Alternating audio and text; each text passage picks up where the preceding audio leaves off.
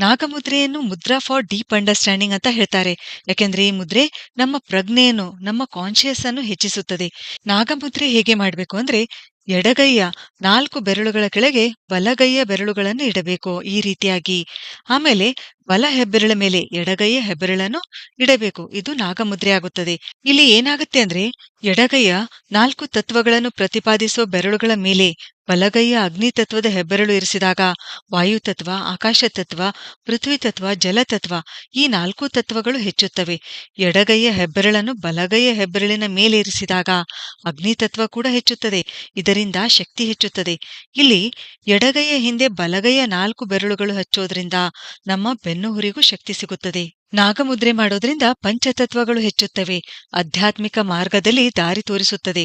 ಮಾನಸಿಕ, ದೈಹಿಕ ಕ್ರಿಯೆಗಳು ಸರಿಹೊಂದಿ, ಅಂದ್ರೆ ಮನಸ್ಸು ಮತ್ತು ದೇಹದ ನಡುವೆ ಕೋಆರ್ಡಿನೇಷನ್ ಉಂಟಾಗಿ ಎಲ್ಲಾ ಸಮಸ್ಯೆಗಳಿಗೆ